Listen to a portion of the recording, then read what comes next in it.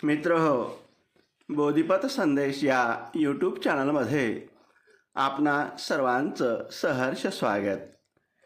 चैत्र पौर्णिमेचे महत्त्व। बौद्ध धर्मामध्ये सर्वच पौर्णिमेला विशेष असे महत्त्व आहे।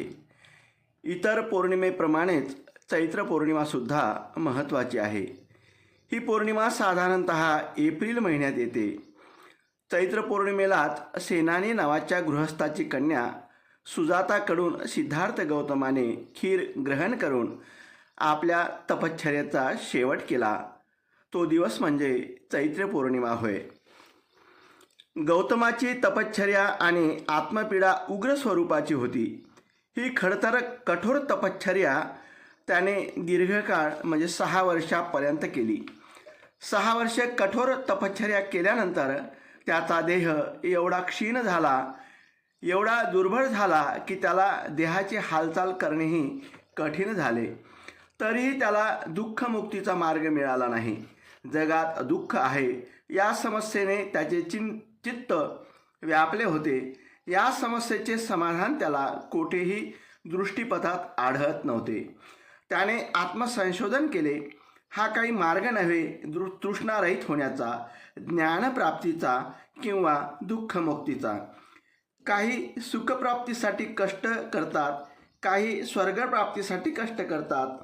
प्राणी मात्र खोट्या आशेपायी आपले ध्येय हरवून बसतात। सुखाच्या पाठी लागलेल्या या शूद्र जीवाच्या वाट्यावर शेवटी दुःखच येते। काय माझ्या बाबतीतही असेच घडले नाही ना?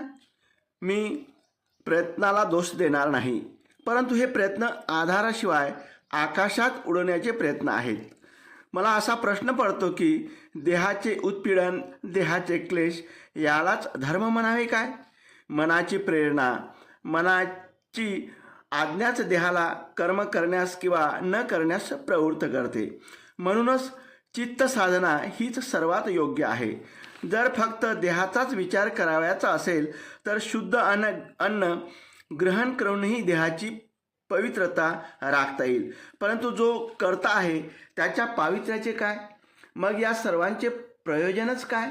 जो क्षुधेने व्याकुळ आहे, जो तृष्णेने व्याकुळ आहे, जो अति कष्टाने भागलेला आहे, क्लेशाने, पीडीने, कष्टाने ज्याने आपल्या चित्तावरील नियंत्रण गमावले आहे, जो शक्तिहीन झाला आहे, अशा माणसाला नूतन प्रकाशाचे दर्शन होणे कदापिही शक्य नाही।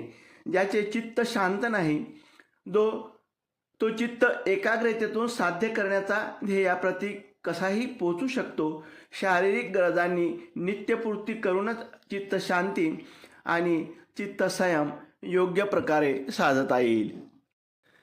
त्या काळी उर्वेला या ठिकाणी सेनानी नावाचा गृहस्थ निवास करीत होता।